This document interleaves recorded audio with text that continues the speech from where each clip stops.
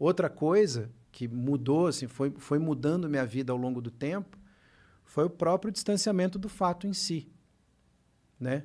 Obviamente, quando eu perdi minha mãe e eu tinha 12 anos, quando eu perdi minha mãe aos 6, aos 12 anos, o assunto era complexo. Aos 20, ele era complexo, mas ele tinha outro peso na minha vida. Aos 46, eu tenho uma compreensão de tudo e uma maturidade para conviver com tudo aquilo e colocar as coisas nos seus devidos lugares e dar o devido peso para cada coisa, que só melhora a minha relação com o fato em si. Quer dizer,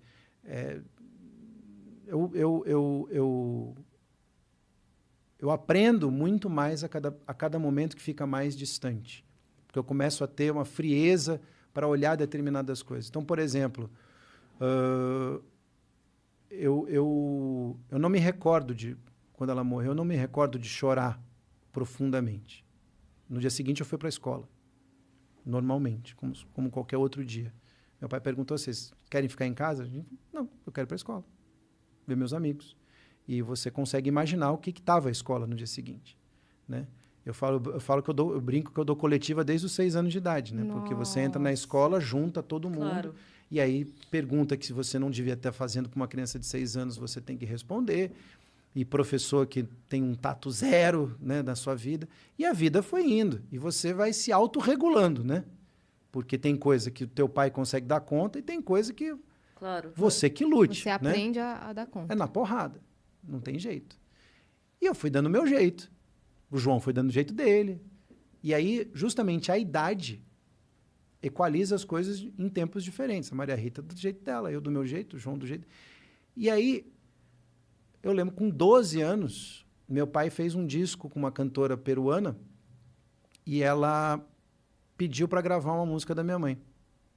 E meu pai fez um arranjo, mas ele disse a ela, falou: olha, o meu arranjo para essa música já existe, eu não vou fazer outro. Então, se você quiser gravar essa música, é desse jeito, eu não vou fazer outro.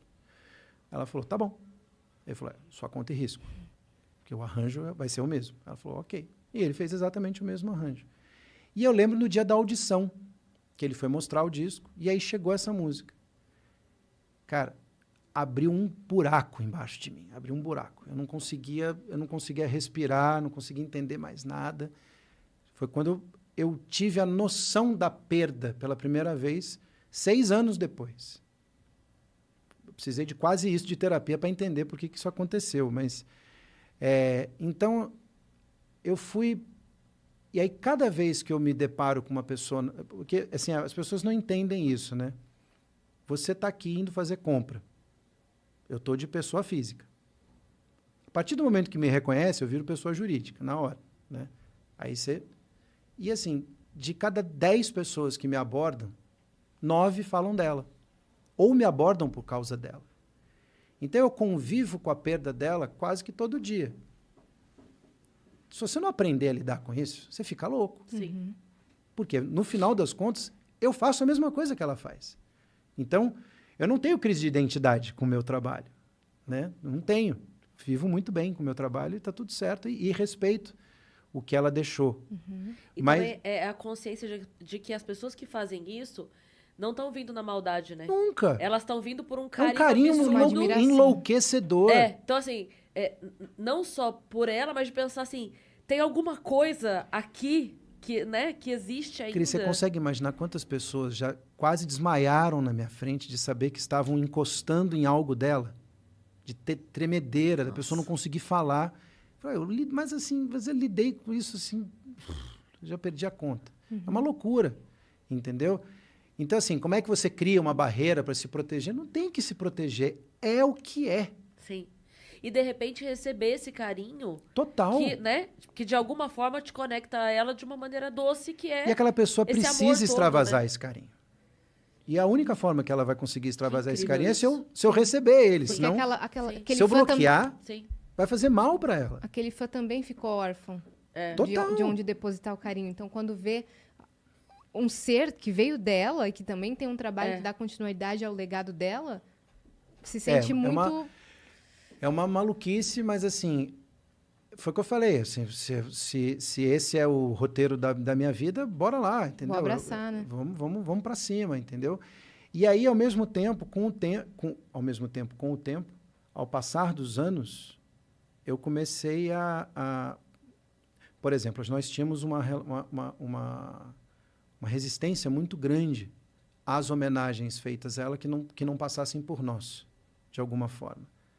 Aí, muita gente achava que a gente era um embarreador de ideia. Mas é que as pessoas não sabiam o que chegava e de que forma chegava. A grande maioria era oportunista, aproveitadora, sensacionalista. A grande maioria não vai fazer.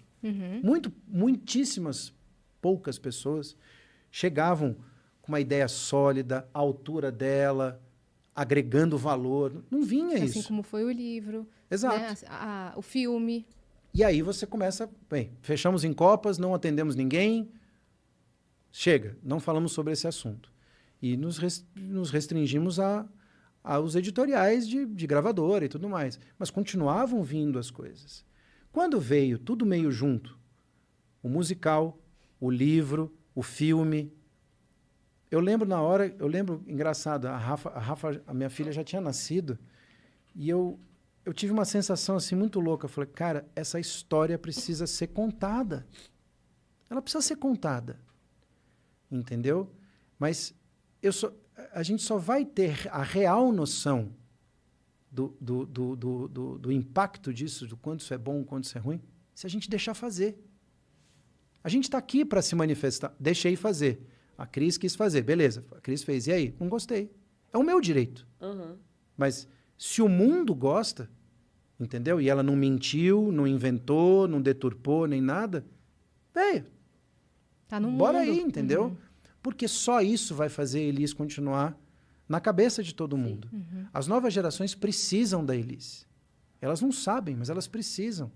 Porque Elis, quando você faz um corte na história política, social e cultural do país, até os anos 80, e a partir dos anos 60, tudo tem Elis. Tudo.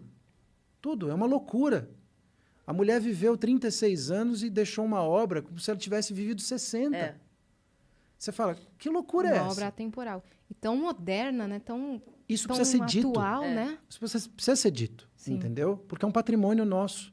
Então, num país que trata tão mal a sua memória e sua cultura, né, por N motivos, você abre mão disso, eu não tenho esse direito. Seria egoísmo. A minha mãe é a dona Elis Regina Carvalho Costa, que nasceu lá na Vila do IAPI, em Porto Alegre, e morreu prematuramente aos 36 anos de idade. A Elis Regina não é minha mãe. Eu sou o tutor. E eu preciso cuidar muito bem disso. Quando eu consegui distanciar as duas coisas, primeiro de tudo, eu fui muito mais feliz. Sem sombra de dúvidas. Rolou um... Com certeza. Por outro lado, só ajuda. Eu consigo ajudar mais ela, eu consigo fazer mais coisas, eu consigo estar perto de mais coisas para promovê-la, e eu começo a me entender também muito mais. E curioso como esse possível distanciamento acabou te aproximando mais, né? Total. Porque a hora que você distanciou foi agora que você se conectou de verdade com... E assim, eu sempre falei que eu represento um legado. Como é que eu posso representar um legado que ninguém vê? Sim. Ou que, pelo menos, eu não permito que as pessoas... Erradamente, eu não permitia que as pessoas tivessem contato com esse legado. Já foi com esse novo pensamento que você... Porque eu lembro que no orquestra você fez o Bêbado Equilibrista, não foi?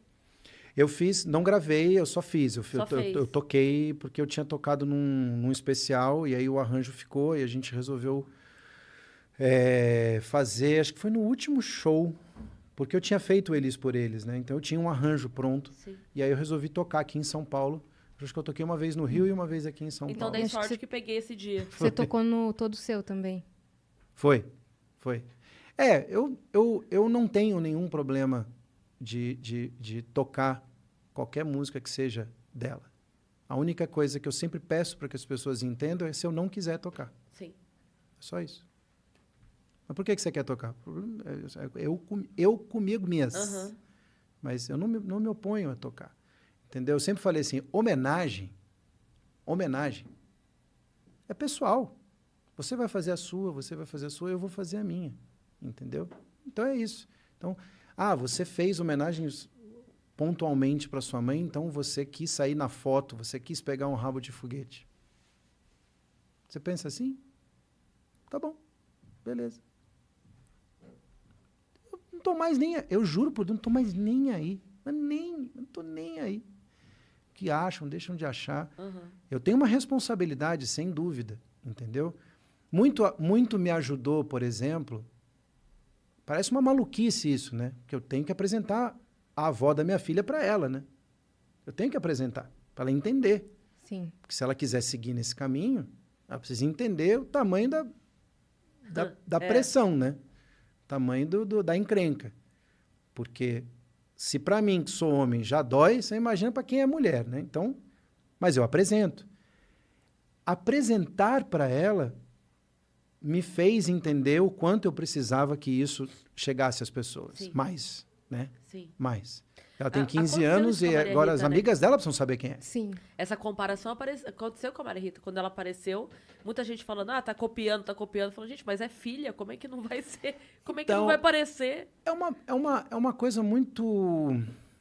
Eu só consigo imaginar que seja isso natural do ser humano. Eu não consigo imaginar que não seja outra coisa. Porque eu passei por isso também. Mas como eu sou homem, a parada colou durante um tempo, mas depois não conseguiu, não deu liga, entendeu? E aí me encheram o saco por outras coisas. Mas eu não sei, parece uma necessidade de você... A gente falou isso aqui no começo, né? De você ter que justificar determinadas coisas. Sim. Né? Parece aquelas notícias de, sei lá, Glória Pires posa com filha e semelhança assusta. Assusta quem? Você não estudou biologia no colégio? Pelo amor de Deus! Exato. Deixa eu te explicar como é que funciona isso. É. Se você não tivesse matado o Alan pra jogar truco, Exatamente. você saberia que não Exatamente. espanta a semelhança de... Eu acho assim, eu acho que as pessoas, acho que elas precisam, não sei, parece que conforta elas quando elas encontram uma explicação um pouco menos, um pouco mais mundana, né, digamos assim, um pouco mais que é palpável, né, que ela consegue entender. Porque, cara, eu não sei, assim, eu já cheguei a várias teorias, várias. Já cheguei à teoria de que a gente causava uma inveja tremenda. E depois eu comecei a achar que as pessoas eram maldosas. Depois eu comecei a achar... No final das contas, eu falei assim, gente, a gente nem é tão interessante assim. Eu tenho certeza que a gente nem é tão interessante assim. Se a gente fosse tão interessante assim, alguém teria proposto para a gente fazer um reality, né? Sei lá, os Marianos, os Camarguians, sei lá, qualquer porra dessa.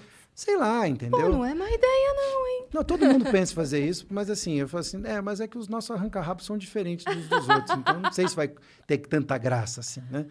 E no final das contas, a gente nem é tão interessante assim. Eu acho que é um pouco da natureza humana, querer ficar comparando, né? E eu sempre falo, gente, uma coisa para existir, ela não precisa anular a outra. Uhum. As coisas foram feitas para coexistirem, entendeu? E tá tudo certo.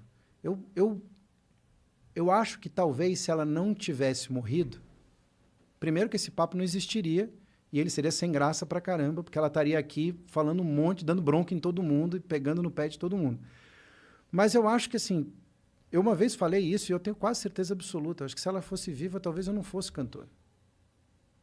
Porque com o grau de exigência que eu tenho comigo, olhando para ela, eu nunca abriria minha boca. Eu nunca. Porque eu falei, para comparar, comparo eu. Eu comparo. Eu não preciso que você compare eu, Pedro Mariano, como cantor, com Elis Regina. Ela é muito melhor.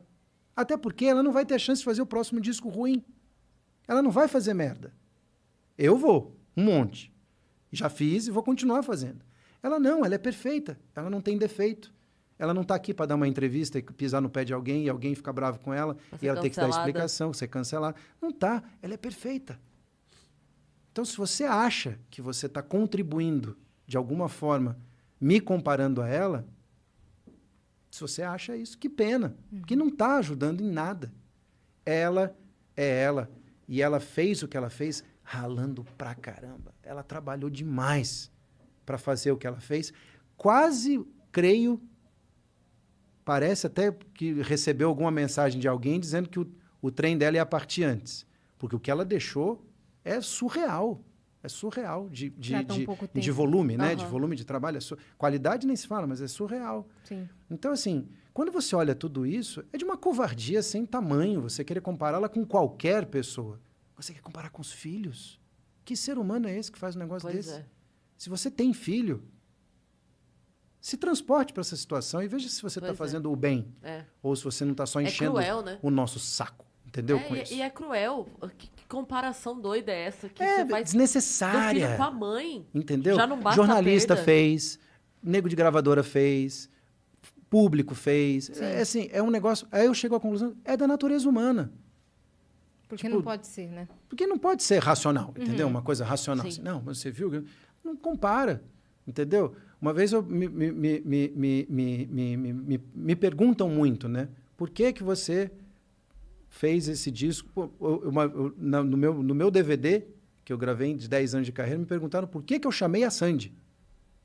Eu falei, por que eu tenho que responder essa pergunta, gente? Que pergunta é essa?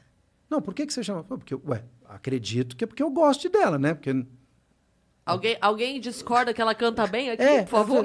Não, aí eu fiquei fazendo durante um tempão, vinha sempre essa pergunta, e eu fiquei perguntando, falei, será que é porque nego acha que foi forçação de barra de gravadora, que a gente era da mesma gravadora?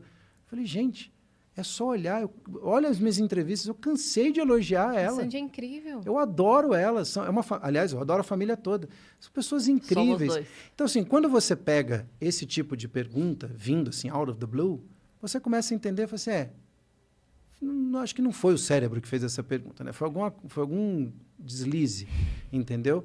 Porque, assim, você fala, maldade? Putz, mas será que a pessoa acordou de manhã e falou assim, hoje eu vou fazer uma maldade? Não. Então, assim, eu acho que é um pouco da natureza humana, essa coisa de comparar, de você querer, para uma coisa dar certo, alguém tem que dar errado, tudo. Eu acho isso tão pequeno. Sim. E cheguei a um momento da minha vida que eu fiz assim, Aí esquece. Pra essas pessoas tem que mandar o meme. O que falta pra você é noção de ridículo. Exatamente.